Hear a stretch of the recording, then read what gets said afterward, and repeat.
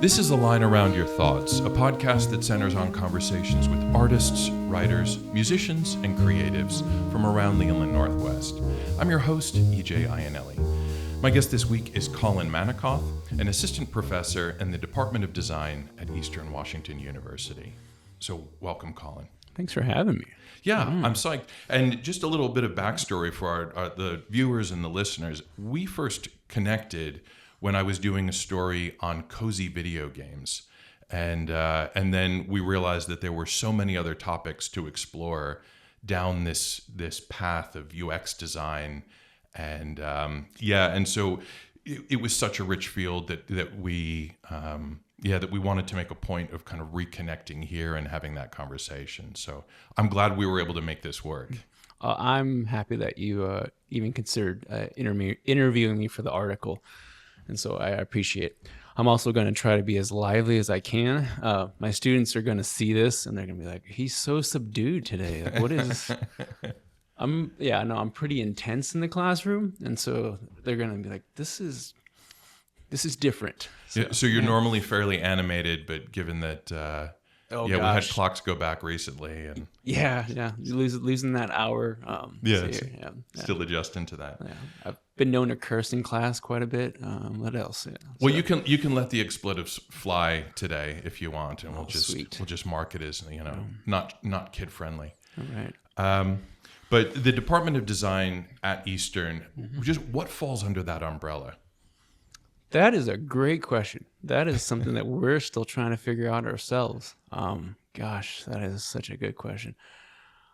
See here right now, we have sound design. As I look around and see these mics, there's game design, web design.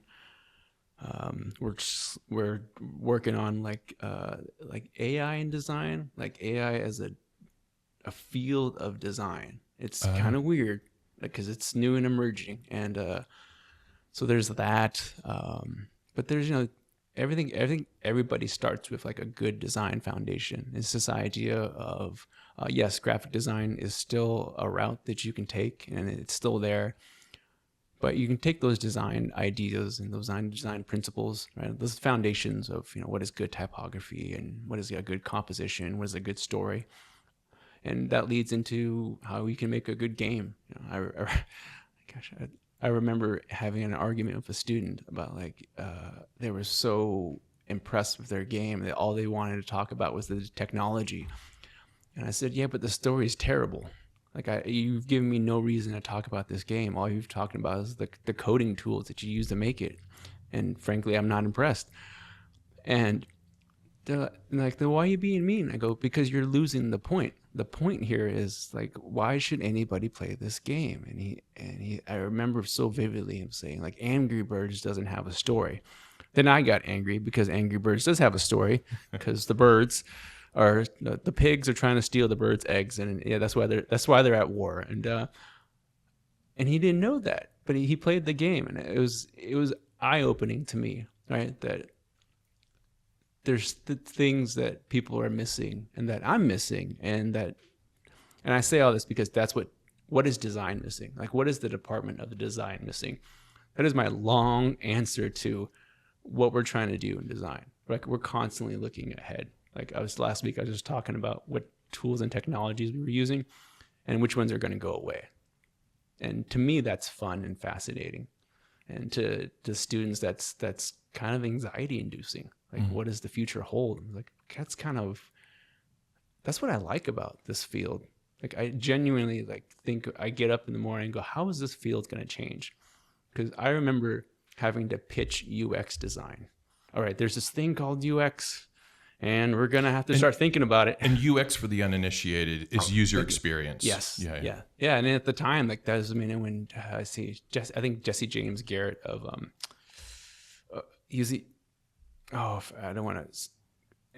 Jesse James Garrett is one of the person that's been credited with the term UX. And there were, 2011, 2012, people were writing articles about, okay, here's this thing called UX. And I see that with AI too, right? It was we're still trying to figure out what this is, but AI is moving at a speed that is exponential. And hard to even discuss sometimes. But back to what you said about cozy games. Like there was a time when that didn't exist. Casual gaming didn't exist. I remember fighting for, all right, we need to start focusing on mobile. And when I say fighting, it's convincing students, it's convincing clients, it's convincing the world that, hey, this is the direction that we're going in. I mean, sorry, Microsoft, but Microsoft missed mobile, right? They missed the mobile space, and they're the ones that be the first to admit it, that they didn't think the mobile platform was going to be that big of a deal. And and even the big companies get it wrong. There's that famous IBM executive that said, no one's going to want a computer at home, and so it's all those misses that I enjoy. It's my kids up the street when they take jiu-jitsu and Muay Thai, and their coaches have this saying that if you're not winning, you're learning, and I appreciate that. And this is a really long answer to your question. Yeah. So, I always think about, how are we as faculty learning? Because it'd be so much easier. And I tell the students all the time, it's like, my job would be so much easier if I taught you old shit. Oh, see, I just cursed, right? Like, the web moves so fast, so fast.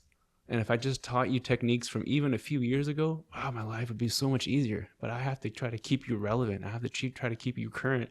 And that means you're going to have to struggle and fail through this, and I guess it's one of the things I hope that we can discuss today is the value in the struggle.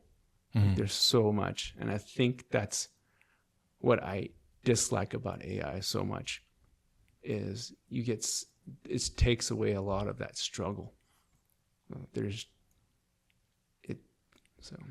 Well, in terms of design, you have these various facets. You have graphic design, you have UX design. There are all these various components of design. But when it comes down to it, when I think of kind of a unifying element, it's always with the user or the viewer in mind. So it's a matter of establishing a form of communication and conveying whatever, whatever is on the kind of other side, or whatever the viewer is meant to be taking in. Design is meant to make that as accessible, I would think, as possible, as engaging as possible. And the approaches to that are going to evolve over time, and they're going to change depending on the medium. But design, it seems to me, and maybe you have a different opinion on this, design seems to me to make that as intuitive, whatever that medium has to be, to make it as intuitive and accessible and engaging to the user as possible. Yeah, and hearing you say that, I got kind of like a uncomfortable feeling, because so much of design has left human beings. I've just spent 10 minutes talking about technology and the applications and making money and finding jobs, and I kind of miss what, because at my core, I came from the School of Art, and I think so much as we talk about human-centered design and users and making things nice, I think we're slowly forgetting what it means to be human. I don't ever want us to lose that. We have a faculty member, Sonia Durr, who does a lot of like community-based design, right? And I guess it's now getting the term service design or CX for customer experience and I think everything now has to have like this catchy label, and I just wish I could just stamp everybody with just designer, like we don't need a modifier in front of it. And like I don't want us to forget what it means to be human, and like we're making things for human beings. I say so often, like, computers are stupid and humans are smart and creative. And yeah, so I never want to for us to forget, like we're making things for other human beings, and human beings are just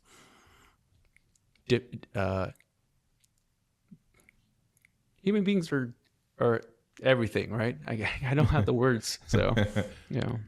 Well, it seems to me that that would be the alpha and the omega of design. And you mentioned customer, and I was trying to come up with maybe a catch-all for whoever the beholder is, for whoever that human is that is experiencing that medium. And as I say this, I'm kind of philosophizing on the fly and thinking about maybe the exceptions to that rule. But when you talk about the customer, again, when we think of design in packaging or when we think of design in terms of the product experience, all of that seems like it should be geared to making that comprehensible to the customer, to the user, to the experiencer, and then also making it engaging. And when you mentioned elements like typography, for example, that's another thing. But I also kind of drift into the computer field when you and I are talking, because if I were talking to somebody in advertising, I would be thinking in terms of advertising design and how ads are designed. But when we're talking computers, I think of, for example, the fiasco that is macOS Tahoe, which is their most recent iteration, and the frustrations that are involved. And that causes me to reflect on the principles of design, like Windows should be intuitively resizable and things like that.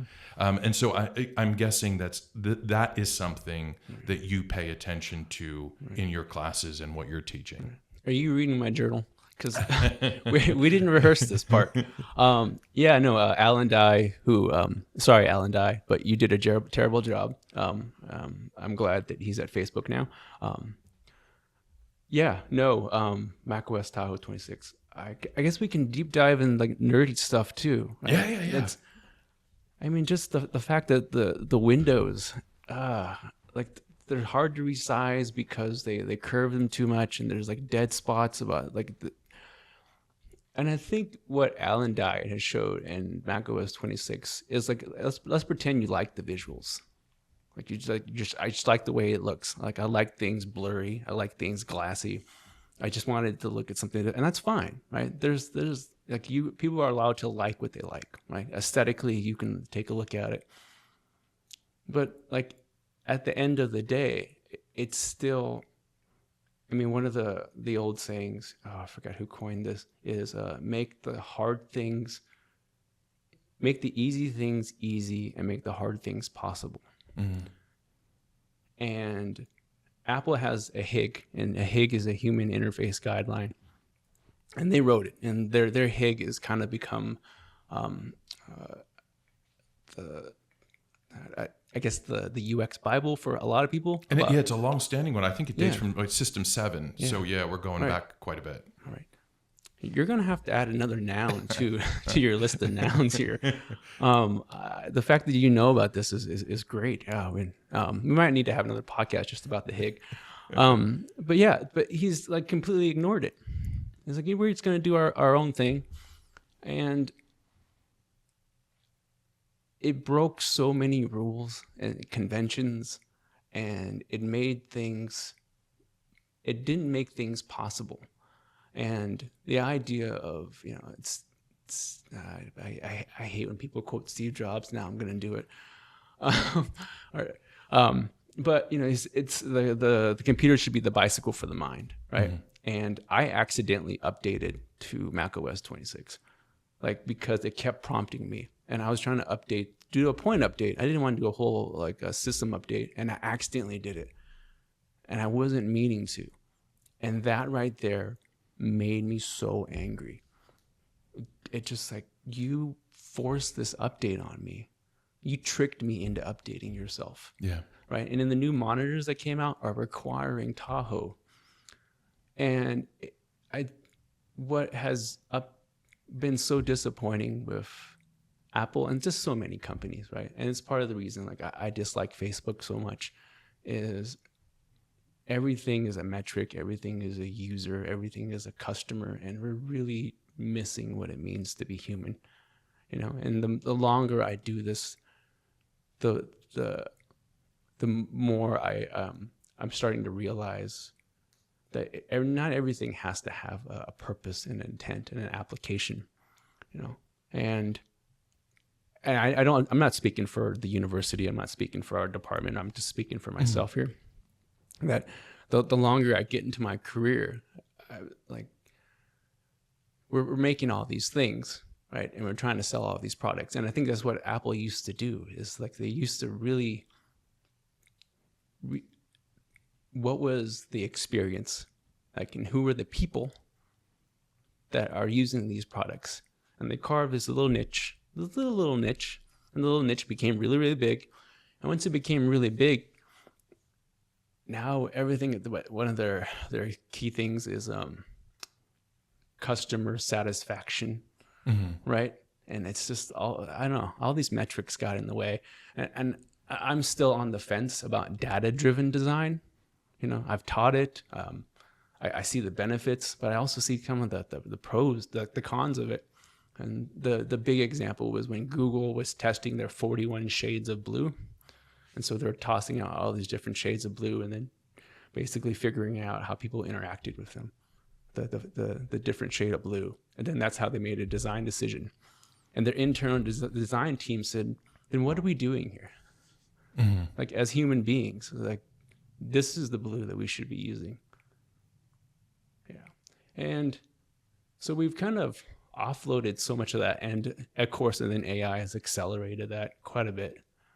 This idea of, well, just let the machine decide, you know. And we had a point here to talk about, you know, individual agency at some point. Yeah. And I think so much of that is we're kind of losing what it means to. So this is that identity crisis. So before we started recording, we were talking about, like, what is that identity? I was like, I'm having an identity crisis because I feel like I'm losing a lot of what attracted me to art and design in the first place. That sense of humanity, you know. Like, I like technology. Don't get me wrong. Like, I can nerd out. I mean, I would love to talk about the Well, you've got quite a GitHub presence, so. Yeah, I mean, GitHub was a weird thing. I mean, shit, my GitHub profile was I just realized it was 2009. Yeah. And just like trying to convince students, like, hey, we need to use this thing, GitHub, and they're like, fuck you, and I'm a designer, and how dare you make me use this CS tool, and I remember students, you know, saying, fuck you, like, don't make me code, you know. And now it's kind of expected, you know, that code is a design tool. That's how I think about it, you know. And what students don't realize is, maybe this is the masochist in me, is I kind of like that resistance. I like that pushback, you know. I mean, it's not good in my course evals.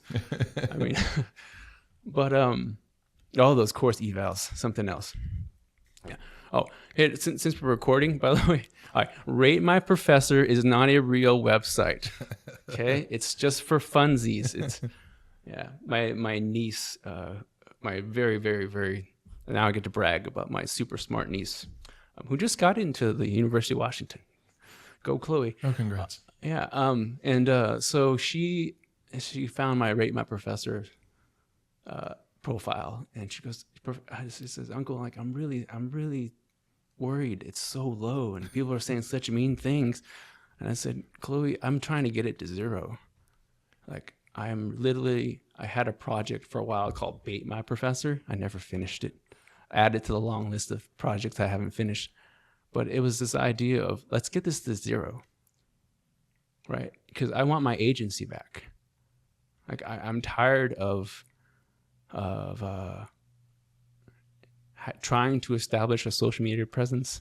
I'm tired of the machines dictating, you know. I mean, do you see the conflict I'm having here? Well, like, you know, while we're on the subject of Rate My Professors, you can say a lot of ill about Rate My Professors and question its motivation and question its intent.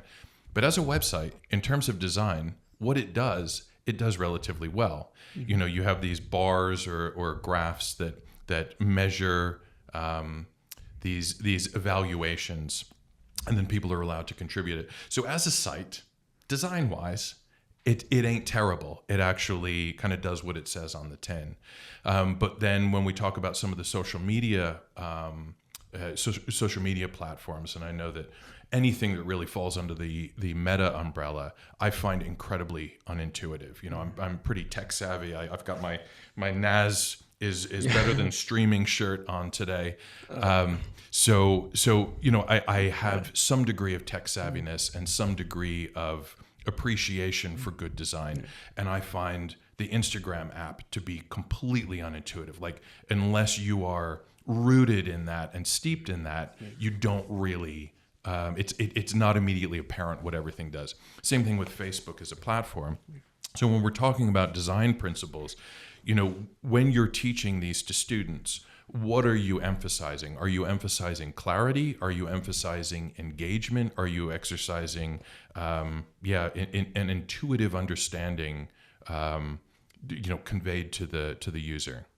What I used to teach early on, and now, we have another professor, Meg Liebert, who does a great job with. She's taken over the UX portion, UX minor, excuse me.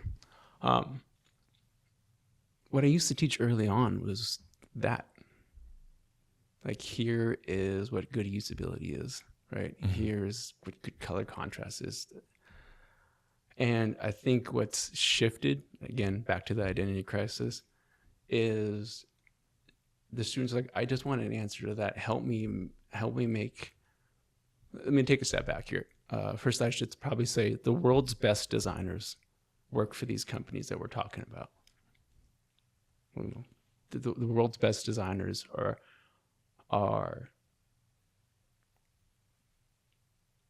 making these apps that we all use and these services we all use. I'm trying not to name it by name. And they're doing such a good job, like a really good job. And there's so much to borrow and steal, like, you know, steal a good idea. And but now I'm transitioning away from like what's obvious, like what's really obvious. So I used to teach like, this is what's really obvious with this, to the less obvious stuff. And the less obvious is like, well, why are we doing this? Does this service need to exist? Mm-hmm. You know, is this helping humanity in some way, or is this just another startup that is hoping to get bought out? And I mean, it's related to what you're saying about having a NAS and like network attached storage for those that don't know, but that's agency. Yeah. Like people who set up a NAS, I have one. I have one running in my office at work. Don't tell Eastern. But you know, we set up a NAS because, well, we want to have some agency and ownership over what we do. Like maybe I don't want to keep paying for all these online services. And we had recently one of the managers at Dropbox gave a talk, the Spokane UX group, which is great. That's a great group. Everyone should go to, by the way. So EJ, if you wanted to have like a very short, succinct answer to your questions here about like usability and user interface, you know, and like information architecture, like the Spokane UX group meets in Spokane quite often. Great people, run by Brent Schneider. Hi, Brent. And you know, the director of Dropbox was talking about, you know, how Dropbox is a product, you know, and all the great things about it. And it was good to hear like internally, like what they're thinking, you know? And at the same time, I'm like, all right, I also have a NAS. I also use Dropbox. And there's that push and pull. It's just like, do I just give in entirely to, you know, whatever service, or do I try to do this myself? You know? I like to cook, you know, and I have that same thought. I was like, all right, do I make my own mayonnaise today, or do I use the mayonnaise in the jar? And I don't know if I'm ever going to get an answer to that, right? So, well, it's a little of both. You know, Dropbox is very easy. Dropbox is very reliable. So as a service, not necessarily, I think, like with a lot of software, there's that kind of mission creep, there's that bloat. And so all this other data-driven functionality or revenue-generating functionality creeps in and kind of dilutes and clutters the core mission. So I think of Dropbox as a perfect example. There's something that's supposed to do one thing and do one thing well, and then there's all this other functionality that becomes baked in that then ends up obfuscating that core functionality. So talk about agency, ditch the Dropbox app and go with Maestral. And Maestral just goes back to that original core functionality of syncing your files. You just run rsync and you're good to go. Yeah, or rsync. There you go. Yeah. But yeah, in terms of when we get into the thick of design, I mean, there's another example of bloat and functionality and revenue generation losing sight and of that core functionality. And so as you get that drift, then I think that becomes reflected in the design. So we have kind of art imitating life in a way, because the design starts to become as cluttered as the service or the app itself. Yeah, and then the apps begin to lose their identity, right? Yeah. I mean, I remember Eastern used to run their own. Gosh, they used to also run their own web servers. Sorry, team, but they were terrible. Yeah, the web servers were terrible, and they used to run their own storage too. It was 100 megabytes, and I remember saying, "Why don't we use Dropbox?" Right, and this is long before Google Cloud and Google Drive and OneDrive. Anyway, it was like, why are we managing our own email, right? And that's how I used to think way back then. It's like, let's just offload that. You all have better things to do than manage online storage and manage email. Like, put your energy somewhere else. And now I'm at a point where I'm like, I want that back, because all these services, recently, Figma is the big design tool that we're using, and that might help answer your questions about, what is a good user interface. And I'm struggling to answer that, because it's going to be a long podcast if we start talking about UI, but you can see what other people are doing in this big community. And so Figma has gone through this identity crisis, because you open the app and we can't even, as faculty, give clear instructions on it anymore, because the interface is changing so often, and they keep adding on these features, and it's like, what is this app anymore? Yeah. And it's so many. I mean, just name a product, and the longer the product is around, they begin to lose kind of their identity of what it is. And do you think those initial hardships, back in the days when syncing files across devices was a complete pain in the neck and there weren't 101 services to do so, do you think that made for a better appreciation of design and a better appreciation for that simplicity? It's almost like, when cars would break down regularly, you became more appreciative of the fact when they were more intuitive and they became a little simpler to operate. And now we're at a stage where somebody was just telling me that their car would not start without the battery in their key died, and so the car wouldn't start, and that prevented them from actually moving the car at all. And it's all these so-called quality of life features that ended up preventing them from moving the car into a position where they could access it, like there was some clutter in the way or whatever. And so and so these initial hardships, I think, make us more appreciative of good design, and then we get into this scenario where we get bloat and clutter. Yeah, I'm glad that we're even talking about design. Like, I'm old enough to remember when people were still unsure about what it is or what it was.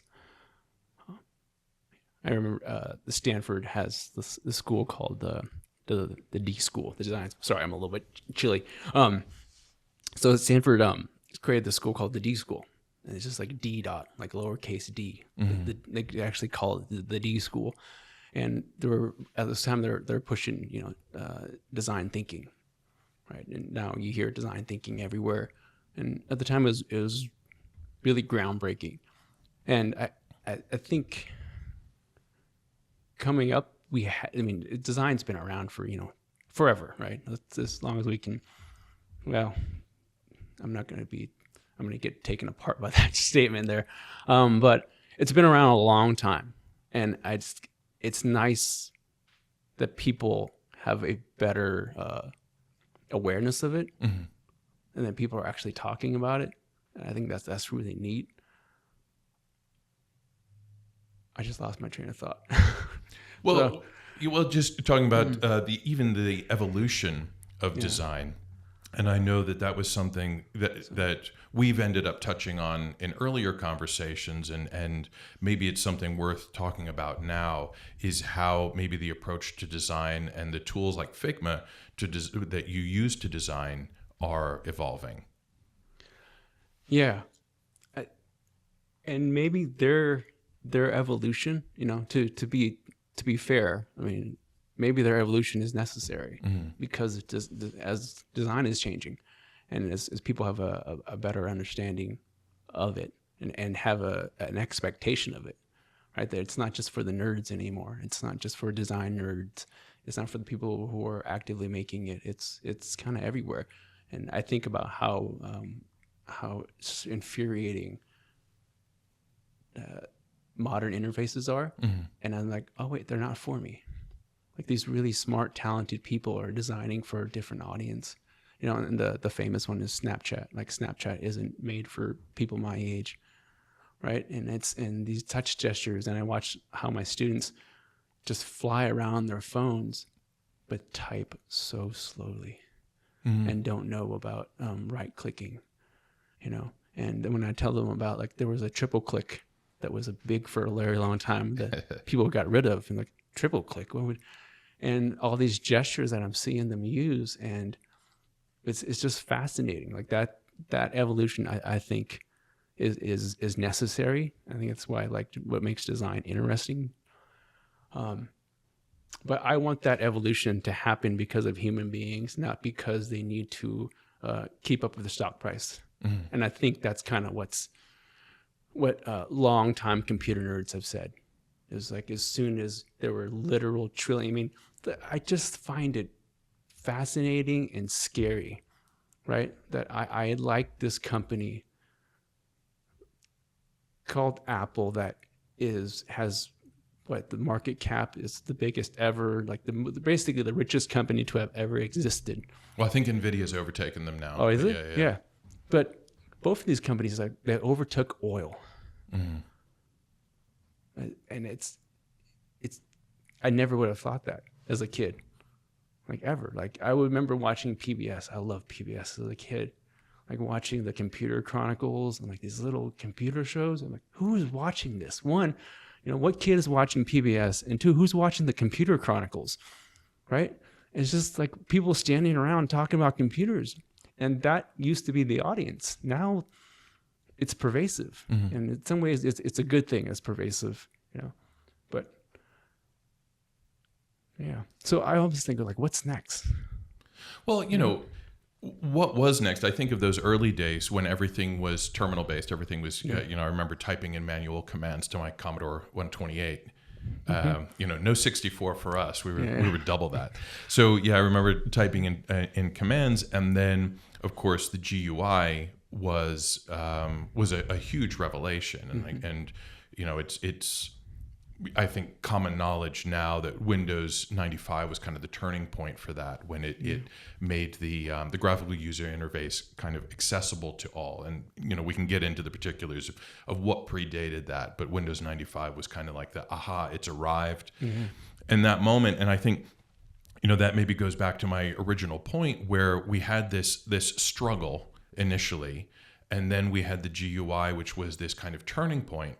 And then since then, it's just become this kind of mission creep, and this, in a lot of places, I think of as operating systems take on more functionality, then so too the GUI becomes more cluttered and less easy to deal with the more we expect of these devices. And so it would be really nice to kind of get back to hit that reset or that typewriter carriage return, and get a little more, strip some of that clutter away. Yeah, I mean, what Alan Dye infamously did was put an icon next to every menu item. Yeah. And then eventually you start running out of menu icons.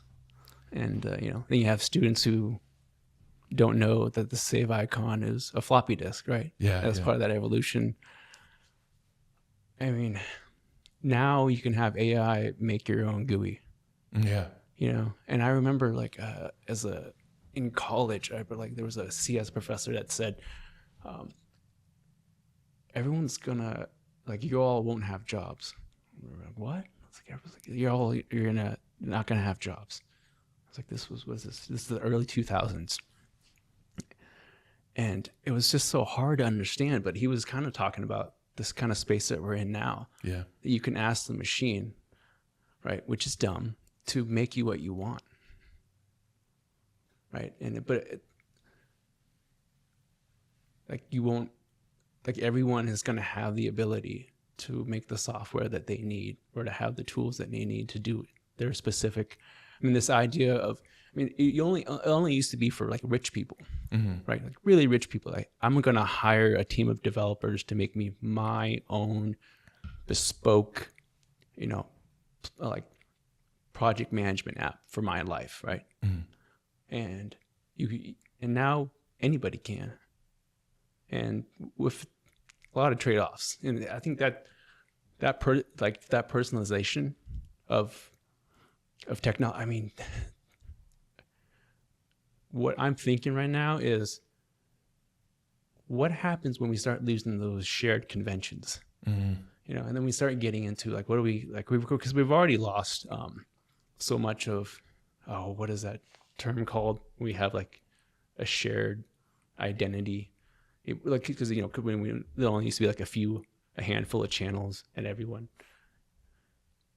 now everyone has their own niche, or there's a term for it. I can't think of it right now.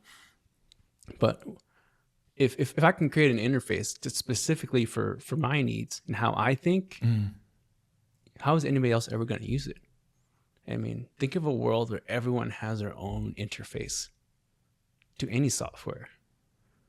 And I remember the CS professor saying, we're not going to have interfaces. And I kind of like that thought.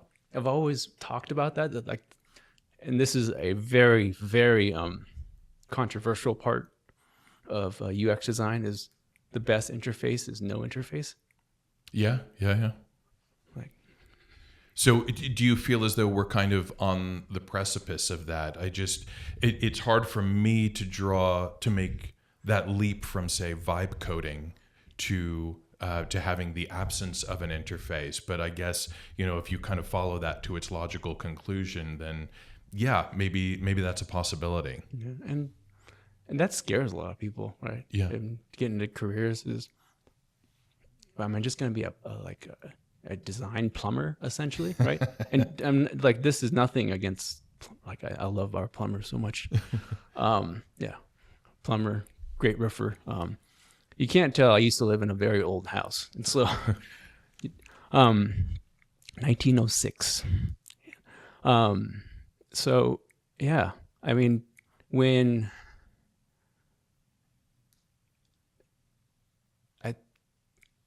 where am I going with this? I think the realization I'm beginning to have in our conversation here is, maybe I'm not the only one that's having this identity crisis. And in some ways, I feel a little bit good about this, and I think you see that reflected in the job market, about companies overhiring and underhiring, and now rehiring, because people are being hired to fix what AI has broken, that AI is supposed to replace. And you see that a lot in tech. And I didn't see that. I don't remember where I saw this, but the job title was AI janitor. Let's come in and fix the mess that AI has made. Yeah. Yeah, and feel like we're at a point now, especially with the advent of AI and how quickly it has developed. You know, the fact that the chatbots of just a few years ago are as powerful as they are. And again, that's another can of worms and a topic for another day. Yeah. But the fact that things are moving so quickly, and when you talk about this kind of this collective experience that we used to have when there were only a few broadcast channels, and then cable kind of exploded that, and then streaming exploded that even further, although we're now seeing a further consolidation. So maybe it's kind of a pendulum effect. But you know, as things are developing so quickly now that it's hard for us to keep pace as you know, a species, as a society, and then maybe, you know, latch on to the things about design that we collectively value. Yeah, and so you're going to see this further fragmentation, which I think is kind of a scary point. It is nice, the idea of everybody having their own UX or having their own UI, but at the same time, it's also kind of frightening because we need those common touchstones. We do, you know, and then we get into areas that I'm not an expert in. Like you're going to need to have some anthropologists on here, some economists too. Yeah. I mean, I think that's also why I like design so much, is we steal so much from everybody. Like, sorry, other disciplines, but that's what makes always design fun. And that's what Stanford's D School did really well. Their famous diagram was all these concentric rings of circles, and then right in the middle is like, that's it. That's where we sit. And I've always, as someone, I guess, who has a lot of interests, part of the reason I like design is, today I'm going to go explore a little bit of web design. Today I'm going to do a little bit of game design. And that's always been nice. Yeah. And when I started at Eastern, they didn't exist, you know, and that's what's been really cool, you know. So shout out to Minnie Breen, our amazing chair, who gives us so much agency to explore these things. And I think as we're talking about this is, I get, you know, you can take about what we've been discussing here and just apply it to education at large. Do we have this a la carte education, just like we have an a la carte UI at some point in the future? Yeah. You know, or do we create these really structured tracks? I don't know. You know. Well, let us take all the concentric rings of this conversation and kind of put a point on them by moving into the lightning round. Sure. So are you ready for this? Yeah. Okay, great. So the lightning round, this is our way to this is our capstone to the conversation that we've been having, which takes us in a completely different direction. So the first question is always an either or. So smart home or traditional home? Oh, it's either or, huh? Yeah. I'm going to go traditional. Yeah, even though I can check in on our cats right now and watch them feed. Yeah, so I'm going to go traditional. You're going to go with traditional, and any particular reason why you're opting for that and eschewing all those wonderful connected devices? Because I have to block my TVs, my cat feeder, my cameras. What else is? Don't be weird. InfoSec, right? Yeah, like I have to keep an eye on these things. You have to monitor the monitoring. Yeah, like I have to make sure that it's not phoning home. I have to run the cat feeder through like its own. I hate having a VPN running for my freaking cat feeder. Yeah. Right? Just because I don't trust my cat feeder. It's crazy. You know, it makes me want to. I'm literally started designing like a cat feeder that's not spying on us. And, you know, just like that's why TVs are so cheap, because people don't realize or care, let me be fair here, or care that all of what they're watching is being sent out. Yeah. That's how your TVs are getting subsidized for being so cheap. I want a dumb TV and I want a dumb house, you know, but it requires smart things that happen in there. So shout out to Travis Massengale, who runs our AI. I talk about all of our faculty because they're amazing people. But no, Travis is very pushing forward what AI, and he said something that was kind of broke my brain a long time ago. And Travis said, people are going to let go of privacy. Yeah. And I don't want that. Oh, I think we already have. I think that tipping point is already gone. And it's just, a matter of folks realizing what's been lost and attempting to reclaim that and actively reclaim that. Because when you think of just, the wealth of data that leaks, and then the steps that you have to take in order to reclaim that, running your own NAS, switching everything to Home Assistant, and yeah. We're one of those parents that sign the media release. We don't sign it. Mm-hmm. And our kids have had to struggle through it because why don't you just sign it? Their face would have to be blocked out. Their name would be crossed out. There'd be a long list of students, and it was my kid because the name would have a bunch of asterisks next to it. I was like, well, this isn't working, right? You're not anonymous anymore. And so. All right. Second question. Because again, privacy and anonymity in this day and age is another can of worms.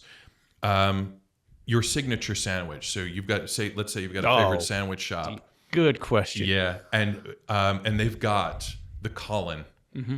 What ingredients are on the Colin? The banh mi is sometimes called the original, sometimes called the authentic. It's the world's best sandwich. I don't want to have any discussion about what the world's best sandwich is. The authentic banh mi with pate, cured ham. I'm salivating thinking about it right now. But okay. Yeah, which we used to get for $1.50. Like you'd buy them by the bundle, and I would buy two because I would eat one on the way back to my dorm room, and then when I got to my dorm room, I'd have the second one. And yeah. Okay, well, I'm ordering the Colin, the authentic banh mi. Mm-hmm. You have already brought up a design Bible and some maybe design books that might be worth a read. But when I'm thinking of the average audience, the non-designer, the layperson, what is one book on design that you think everybody should read? The World Needs Designers by Scott Berkun, Berkun. Wonderful book. Easy read. Like you can actually read it at lunchtime. It's a very short read. The 2-minute video is what I show to parents because we get asked that all the time by parents and students. It's like, what is design? And I just say, here, watch this video. And because it's the best 2-minute synopsis of what design is.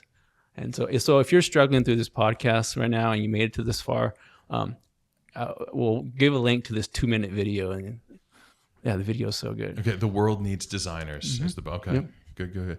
And then finally, fourth and final question of the lightning round is the one video game that you never get tired of. I don't have one. And I teach, and this is how I start game design. I tell the students all the time is like, I don't play video games. And this class is in shock. It's like, well, why? I was like, because I care more about how they're made. Like I'll sit and I'll watch my spouse and my kids play. Right now they're replaying Breath of the Wild, and I'm boring them because I'm talking about how this level got made and the decisions and the revisions that were made and like what the designers were thinking. And they're like, I just want to play the game. Stop talking. And that's what interests me about it, right? Like with game design starts in 2 weeks. And I'll be candid. I just scrapped the tech stack because I found a better one. That interests me more than the end product. Because the end product has to think about like a world that I don't understand. Like I gave a talk at PAX. You ever familiar with PAX? No. So PAX is Penny Arcade has this conference, and it's this huge subculture, right? I mean, gaming is a subculture within subcultures. And I gave a talk and I said, thank you for welcoming an outsider to your world. Because I I felt so out of place. And for me to be in that world was really eye-opening. And that's really kind of why I like design, is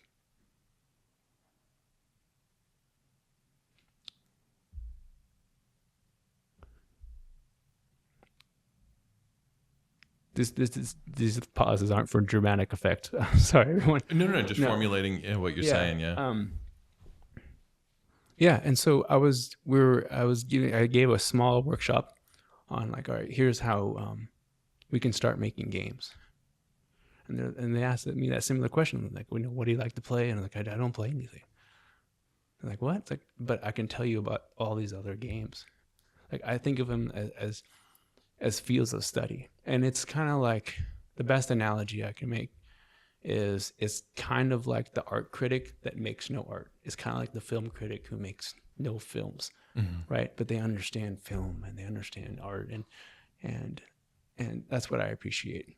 And I tell the students all the time, like, I hate coming, and hate is a strong word. I think the boring parts of class is where I have to tell you where to point and click. Like, I feel like a glorified instructional video. Like, to me, that's boring, right? The exciting part is like, all right, why are we making this game? Why does it exist? And what is the history behind it? And I give a very, very long lecture on level 1-1 of Super Mario Brothers. So that's your answer. There you go. That was a lot of talking to Super Mario Brothers 1. Yeah, we were poor. That's the only game that we had growing up. Like, literally the only game we had. The only literal game we had was Super Mario Brothers, and Duck Hunt wasn't even on the cartridge, right? It's just Super Mario Brothers, no Duck Hunt. And yeah, so I've played that game quite a bit. The level 1-1 is just a master class in game design. Yeah. Well, and you mentioned Breath of the Wild, and that intro walkthrough is another master class in how to, intuitive, the intuitiveness, the accessibility, the clarity of design, but also something that's engaging. I mean, that initial walkthrough before you get off the Great Plateau, that is all. This is how the game works. These are the rules of the game, and it walks you through all of that without you actually necessarily being conscious of that. So, another masterclass in good design. Is that your answer, Breath of the Wild? I could play Breath of the Wild for. I think if I had to keep coming back to a game, I'm a big fan of Civilization. So yeah, it depends on what game I'm in the mood for. I could probably cite about a half dozen that I enjoy returning to fairly regularly. Oh yeah, if you're really bored, you should read about how Civilization was created and why, and it's a fascinating story. Yeah. The whole Civilization franchise, I wrote an essay on it that I think is since lost to the Internet archives. But it was about the addictive nature of it and the just one more turn, which became part. I realized after the fact, it became part of the whole Civilization. How they framed the game. So now, like on Civilization 6, when you finish the game, even after you win, it says just one more turn, and so they know the addictive quality of it. But Colin, I want to thank you so much for coming in today and talking about what's going on at Eastern and talking about design in general. And there was a lot of ground that we ended up covering, and a lot of ground that yet to cover in terms of design. Well, I appreciate this. This is very kind. So I thank you for your time on a weekend of all things. Very early morning. So this has been wonderful. So I appreciate it.